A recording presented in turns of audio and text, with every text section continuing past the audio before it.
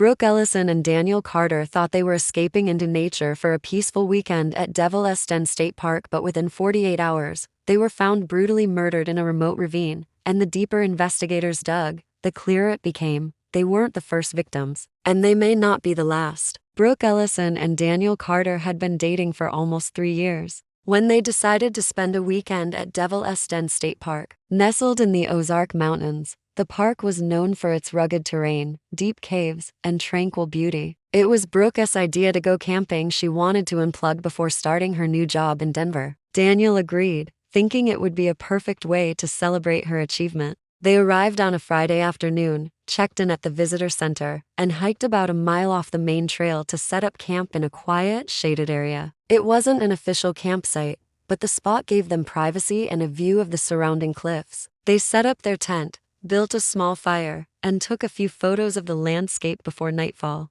Their last known activity was a short hike they planned the next morning toward a marked cave nearby, an area that was technically restricted but often explored by locals and experienced hikers. When neither Brooke nor Daniel returned home or answered their phones by Sunday evening, Brooke's sister grew concerned and contacted park authorities. Rangers began a search the next morning and located the couple's campsite by noon. Their tent appeared undisturbed. Inside were their sleeping bags, backpacks, food, and Daniel's wallet. What stood out most was the absence of their cell phones and the fact that the fire pit still had warm ashes, indicating recent use. No immediate signs of struggle were present. It looked as if they had simply walked away. The search expanded rapidly, with volunteers and K-9 units covering nearby trails, creeks, and cliffs. It wasn't until late the next day that the horror came into full view. A volunteer spotted something unusual in a ravine roughly 2 miles from the campsite. Investigators descended and found both bodies. Daniel was found first, face down near a boulder, his head visibly injured. Brooke's body was further down, hidden beneath a pile of leaves, with multiple stab wounds to her torso and neck. It appeared they had been killed separately, possibly while trying to escape. No murder weapon was found. The remoteness of the location and lack of witnesses made the scene more chilling. Authorities were baffled. Why would someone target to ordinary college students in such a remote area? And how had the killer managed to vanish without a trace? The answers weren't clear, but the sense of dread in Devil's Den was just beginning. The investigation into the murders of Brooke Ellison and Daniel Carter began with more questions than answers. The crime scene, though brutal, was strangely clean. There were no signs of robbery, no footprints leading in or out, and no personal belongings missing aside from their phones. Forensics teams scoured the ravine and the surrounding woods for clues. A piece of paper torn from a park map was discovered inside Brooke's boot, partially crumpled and damp. It had a small X drawn in red ink, marking a location deep within the restricted cave zone. This detail immediately caught investigators' attention, suggesting the couple may have ventured beyond park boundaries before being killed. Surveillance footage from the entrance gate, which only captured vehicles entering and exiting, showed Daniel's car arriving around 3:10 p.m. on Friday. Curiously, another vehicle, a black Jeep with no visible license plates, entered just minutes later. No record of its owner existed, and no one recalled seeing it parked anywhere in the designated lots. Daniel's phone, once recovered through GPS triangulation, had been wiped of most recent messages, but data recovery experts managed to restore fragments. What they found added a layer of mystery. Several texts had been exchanged between Daniel and an unknown number saved only as J. These messages were cryptic, referencing a planned meetup in the woods, and appeared to be written in a tone suggesting secrecy or even fear. Brooke's phone, on the other hand, was never found, despite extensive sweeps of the area. The trail of digital breadcrumbs stopped cold. Autopsy reports showed Daniel had died from blunt force trauma, likely caused by a rock or another heavy object, while Brooke had suffered a violent knife attack. Defensive wounds on her arms and DNA under her fingernails revealed she had fought back. The DNA was sent for analysis, but there was no match in any criminal database. Investigators began considering whether the couple had been followed or stalked before their trip. It came to light that Brooke had filed a campus safety report months earlier, describing repeated online harassment from a man she had met through a hiking forum. She had blocked him after the messages turned threatening, but his identity was never confirmed. The possibility that the murders were not random but targeted started to take shape. The evidence suggested planning, knowledge of the area, and a potential link between past warnings and present danger. Still, the person behind the killings remained faceless, and the motive unclear. As the investigation deepened, local authorities began to realize that what happened at Devil's Den might not have been an isolated crime. A special task force reviewing unsolved park-related homicides from nearby regions identified 2 other double murders over the past 5 years that bore haunting similarities. One occurred in 2018 in Missouri's Mark Twain National Forest, and another in 2021 near the Wichita Mountains in Oklahoma. In both cases, young couples had been killed while camping off-trail during off-season months. The male victims had died from head trauma, while the female victims were stabbed multiple times. The attack locations were always remote, and in each case, there had been no signs of theft or sexual assault, just a cold, methodical execution.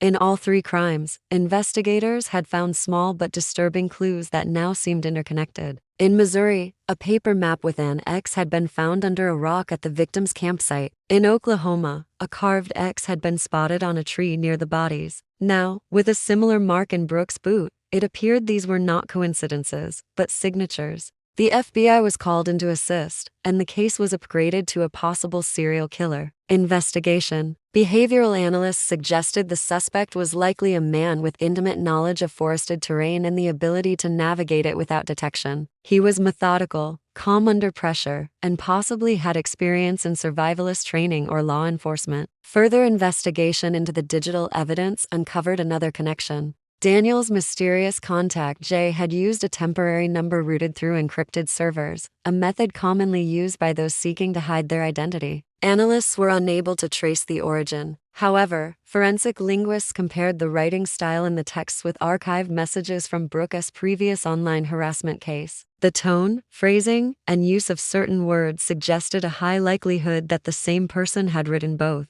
The working theory grew darker. The killer had likely tracked the couple long before they entered the park. He may have manipulated Daniel through anonymous messaging, convincing him to explore a restricted area or luring him under false pretenses. The attacker's movements suggested a predator who planned each strike with precision and left no trace behind. Investigators began to wonder just how long this person had been operating in the shadows and how many others had vanished without a story to tell. A breakthrough in the case came unexpectedly when a group of amateur spelunkers ventured into a cave system near the area marked on the torn map found in Brooke's boot. The cave, located deep in restricted park territory, was known only to experienced locals. What the group discovered was both chilling and critical. A motion-activated camera hidden inside a crevice in the cave wall. Park officials quickly turned it over to investigators, who extracted the footage. The video, although grainy, captured Daniel and Brooke entering the cave together. They appeared calm, unaware they were being watched.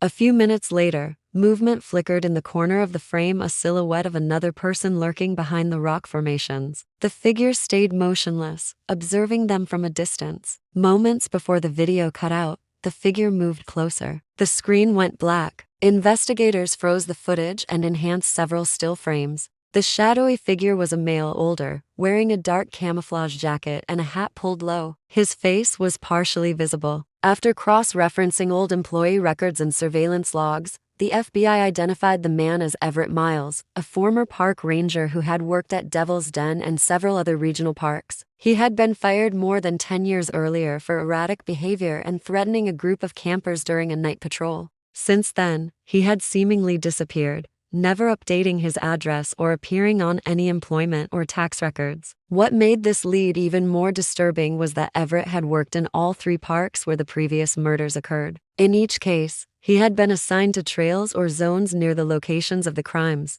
When investigators interviewed current rangers, many recalled hearing rumors that Everett had been living off the grid, possibly in the wild. Some locals believed he knew the land better than anyone else, well enough to disappear entirely. Others claimed they had spotted him over the years, briefly, always from a distance, vanishing before anyone could approach. A warrant was issued, and drones were deployed to scan remote parts of the park. Eventually, a makeshift shelter was discovered miles off-trail, hidden in dense brush. Inside were old food supplies, maps marked with red ink, and hiking gear. But Everett wasn't there. The shelter appeared abandoned only days earlier, as if he had been watching and chose to run just before they arrived. The killer was no longer a mystery man in the woods. He had a name, a face, and a long, dark history. The manhunt for Everett Miles intensified, stretching across multiple states as authorities chased down every lead. Helicopters, thermal imaging, and search dogs were deployed, but it was as if Everett had evaporated into the wilderness. Investigators believed he had a network of hidden trails and shelters, giving him the ability to stay undetected for weeks, possibly months. Despite the national attention, no confirmed sightings followed. That is, until two hunters near the Arkansas-Missouri border discovered a hidden underground bunker camouflaged beneath fallen branches and leaves. The bunker, crudely built but well supplied, had everything needed for long-term survival: canned food, water, batteries, and even a small generator. Inside the bunker, investigators found journals filled with disturbing entries. The handwriting was erratic, sometimes neat, sometimes wild and barely legible. Though Everett never mentioned the victims by name, he wrote about visitors who violated the quiet and needed to be removed. The entries were laced with paranoia, referencing voices in the forest and a need to cleanse the sacred paths. Pages described his methodical approach, choosing isolated couples, watching them for days, and waiting for the right moment to strike. Chillingly, he described the killings as necessary rituals, painting himself as a protector of the land rather than a murderer. Further searches of the bunker uncovered even more damning evidence: a stack of photographs of campers taken from a distance, some of them dating back over a decade. Tucked beneath the photos was a bundle of maps, each with red markings at various state parks across Arkansas, Missouri, and Oklahoma. The implication was clear: Everett may have committed far more crimes than anyone had realized. His ability to stay hidden, to move quietly through terrain most people found impossible to navigate, made him nearly invisible. Despite the mounting evidence, Everett Miles was never found. Not dead, not alive. He became something of a legend, part ghost story, part wanted criminal. Every year, especially in the fall, reports come in from hikers claiming to have seen a man watching from the trees or hearing footsteps that suddenly stop. The official case remains open, and warning signs now line trails at Devil's Den State Park. Flowers are still left near the ravine where Brooke and Daniel were discovered, a solemn reminder of a weekend that was supposed to be filled with celebration but ended in horror. And so, the shadow of Everett Miles lingers not just in the forests he once knew so well, but in the minds of those who dare to step off the trail.